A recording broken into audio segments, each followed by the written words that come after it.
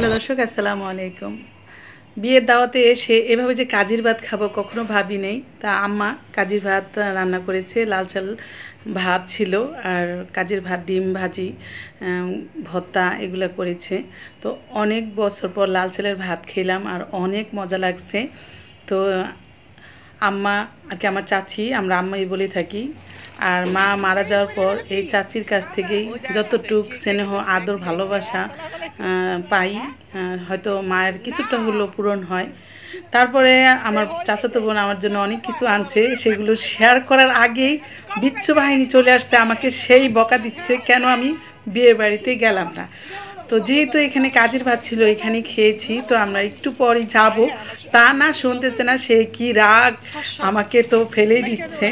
তো এটা হলো এনজয় করছি অনেক। আর ভাবি আমাদের জন্য শাড়ি গিফট করেছে, সবার জন্য শাড়ি গিফট করেছে, ছেলেদের জন্য পাঞ্জাবি গিফট করেছে। তো এই হলো বিচ্ছু বাহিনীর দল, সব এসে বাড়ি ঘর পুরা উঠে নিল। তারপরে আমরা এখানে আর থাকতে পারবো না, চলে যাব বিয়ে বাড়িতে। তো আমরা বিয়ে বাড়িতে গিয়েই আপনাদের সঙ্গে ফুল ভিডিওটা শেয়ার। আমাদের বাড়ি থেকে এখন যাচ্ছি চাচাতো ভাইয়ের বাড়িতে, ওখানে টলি রেখে তারপরে যাব বাবির বাপের বাড়িতে। তো আমার যে আম্মা আর কি চাচি, আমার মা মারা যাওয়ার পর থেকে আমার চাচি এতটা টেক কেয়ার করবে আসলে কখনো ভাবি নেই।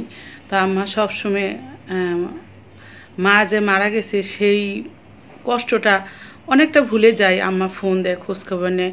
আমার অনেক চাচি আছে, বাট এই চাচির মতন কেউ এত খোঁজখবর নেয় না। সবসময় খোঁজখবর নেয়, দু একদিন পর পরে ফোন দেয়, খোঁজখবর নেয়। তো এটাই আসলে অনেক কিছু, যেটা সত্য, হয়তো অনেকের কাছে খারাপ লাগতে পারে। আমার মা মারা যাওয়ার পর আমি ওইভাবে কারোর কাছ থেকে এরকম আর কি খোঁজখবর নেওয়া পাইনি। তো আম্মার কাছ থেকে পেয়েছি। আমার এই যে বড় ছেলের বাসা, আমার বড় ছেলে মারা গেছে, অনেকে জানেন হয়তো, অনেকে জানেন না। তো আমার এই ছেলেটা, আমার স্বাস্থ্য ভাই, একদম অল্প বয়সেই মারা গেছে। আমার বড় যে ভাই, তার সাথে পড়াশোনা করতো। তো কিছুদিনে বড় আছে, তো মারা গেছে, দোয়া করবেন। তা দুধ জাল দিতেছিল দই পাতার জন্য, তো আমি বলছিলাম আমার জন্য এক গ্লাস মালাই পাঠাই দিয়েছে, তো আমি খাচ্ছি। আর এদিকে এখন বরযাত্রী যাবে বউ আনতে, 20 জনের মতন গিয়ে বউ আনবে। আর এই যে আমার ভাবি, যে ভাইটা মারা গেছে, সে তার ওয়াইফ এটা। তো ভাবি বলছে যে আমার চেহারাটা যাতে না দেখাই, তো আমি চেষ্টা করছি মুখটা যাতে ঢেকে থাকে। একদম অল্প বয়সে বিধবা হবে, আমরা আসলে কল্পনা করতে পারিনি। একমাত্র মেয়ে আমার এই তালুই সাহেবের ছোট ছেলে এটা, আর আরেকটা ছেলে বাহিরে থাকে।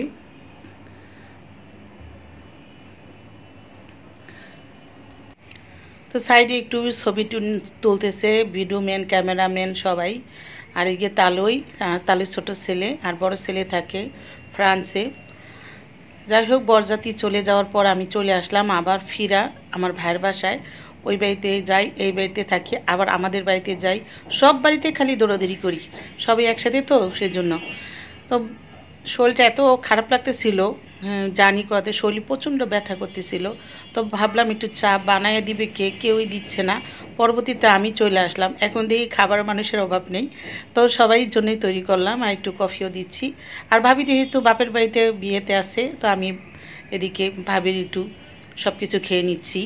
ভাবি তো হয়তো মনে মনে বকা দিবে, আসলে না, ভাবি অনেক ভালো মানুষ। আসলে এই বয়সে স্বামী হারা হবে, এটা আসলে অনেক দুঃখজনক।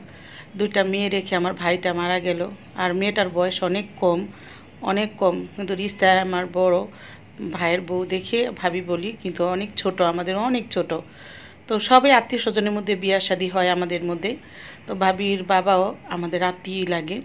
তো যাই হোক, আমার ভিডিও ম্যান হলো আমার বোনের ছেলে, ও অল টাইম আমার পিছনে আছে। আমি যেখানে যাব সেখানেই থাকবে আর ভিডিও করবে বলে আমি ভিডিও করব। তো ভাতিজাও আছে, ভাতিজাটা এবার একটু বড় হওয়াতে লজ্জা পায়। তো এর আগের ভিডিওতে দেখছেন, ও অনেক সুন্দর করে কথা বলতে পারে, আমাকে সবসময় বলে মোটা ফুপ্পি। তো এদিকে চা খাবো, তো খাওয়ার আগে ডাক চলে আসছে, কোনো মতে খেয়ে তারপরে চলে গেলাম আবার আরেক জায়গায়। যেমন এই ছোটাছুটি সব একসাথে তো যাওয়ার জন্য সব ছোটাছুটি। তো চা খেয়ে বউ নিয়ে আসছে, বেশি সময় লাগে নেই, তারা ঘোরা করে বউ আনছে। আর এমন ঝড় তুফান ছাড়ছে, তো বউ রহমতের বৃষ্টিও নিয়ে আসছে। তো যাই হোক, নতুন দম্পতির জন্য অবশ্যই দোয়া করবেন। আর এদিকে চলে আসলাম, আমার এই ফুপুটাও বিধবা হয়ে গেছে, ওরও বয়স খুব কম, তো ওর সাথে একটু দেখা করতে আসলাম। ও আমার সাথে দেখা করতে গেছে, আমি ছিলাম না। তো ভাবলাম যদি দেখা না হয়, তো ওরা আমি অনেক ভালোবাসি। আমার দাদা দাদি দুজনেই মারা গেছে, আর এই দাদির একমাত্র মেয়ে, তো ওকে আমি অনেক ভালোবাসি ছোটোবেলা থেকেই। তো এই হলো আমাদের বাড়ি। আমি বাড়িটা ভিডিও করতে পারিনি, মনে ছিল না, খালি ছোটাছুটি করাতে ভুলে গেছি। আর এই যে এইটা আমাদের ঘর, তো আমার এইটা আরেক চাচার, ওই পাশে আরেক চাচারদের ঘর। তো আমাদের ঘরে তো এই চাচারই থাকে, কেউই থাকে না। তারপরে বাবুচিরা দেখেন কাজে ব্যস্ত, খুবই ব্যস্ত হয়ে গেছে। একদিকে দই পাড়তেছে, একদিক দিয়ে রোস্ট ফ্রাই করবে, আবার ভাজা করবে। এই যে আমার ভাইয়ের মেয়েটা, যে ভাইটা মারা গেছে, মেয়েটা বড় হয়ে গেছে, বয়স কম কিন্তু লম্বা হয়ে গেছে, আমাদের মতন হয়েছে। তো যাই হোক, সবার জন্য আসলে সবাই দোয়া করবেন, দোয়া ছাড়া আর কিছু করার নেই। আপনাদের কাছে শুধু দোয়াই চাইলাম, সবাই যাতে সুস্থ এবং ভালো থাকে। আর আমার আম্মা ছেলের জন্য এত অসুস্থ হয়েছে, আমি যখন আসতেছিলাম আম্মা অনেক অসুস্থ হয়ে পড়ছে। তো এটা হলো আমার বোনের মেয়ে, ওর আম্মা আর আমি একদম জমসের মতো নাছিলাম। তো আমি একটু ফান করতেছিলাম এখানে। আসলে যাওয়ার পথে একটা বাজে একটা স্মেল, গোবরের গন্ধ, তো এই রাস্তাটার মধ্যে একদম যাইতে খারাপ লাগে। তো যাই হোক, আমরা কিন্তু আবিরের অনুষ্ঠান সেরে এখন বাসায় চলে যাব। বাসায় গিয়ে আবার গোসল টোসল করে আবার বিয়ের জন্য আসবো, বৌভাতের জন্য। খুব শর্টকাটে আমাদের সময়। আর এখানে বিয়ে খেয়ে তারপরে আবার আমি ড্রেস চেঞ্জ করে ঢাকার দিকে মুভ করব, কারণ আমি আজকেই চলে যাব।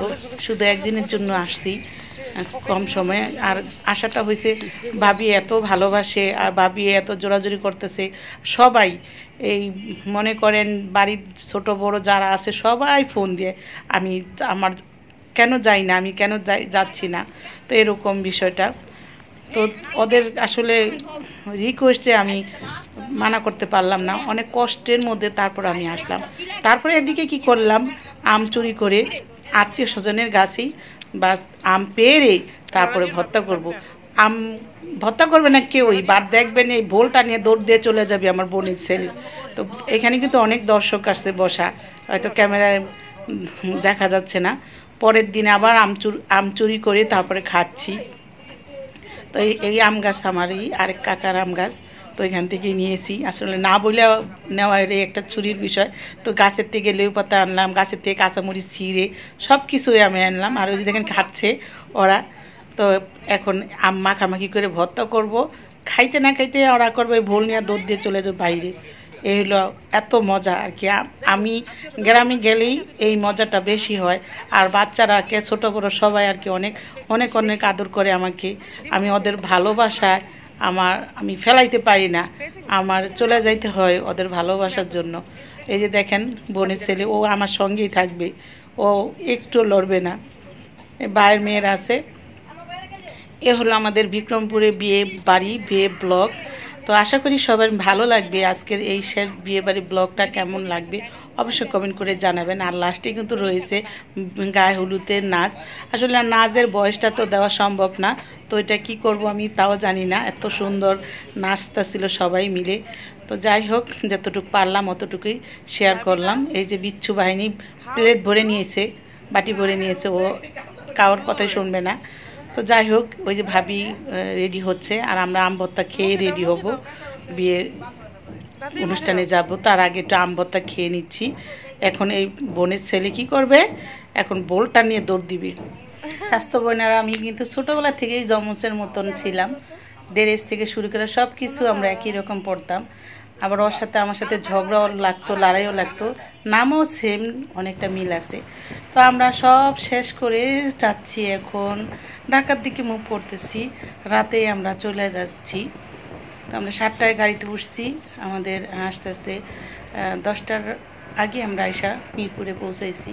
তো তো সবাই ভালো থাকবেন আর সুস্থ থাকবেন। আর ব্লগটা কেমন হয়েছে অবশ্যই কমেন্ট করে জানাবেন। লাস্টে কিন্তু হলুদের নাচ আছে, সেটাও আপনারা এনজয় করতে পারবেন।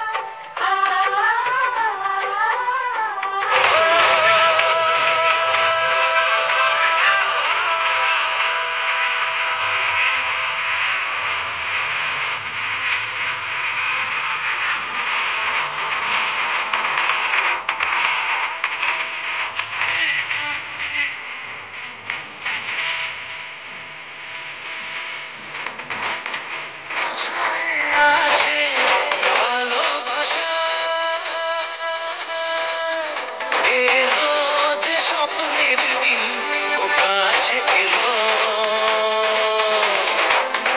জীবন আরো যেন রঙিন হলো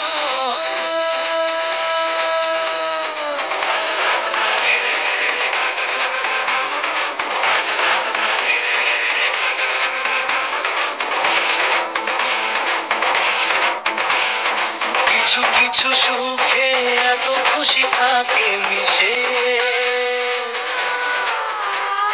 ধরা দেয় অচেনা কাছে সে ভালোবেসে কিছু কিছু সুখে এত খুশি থাকে মিশে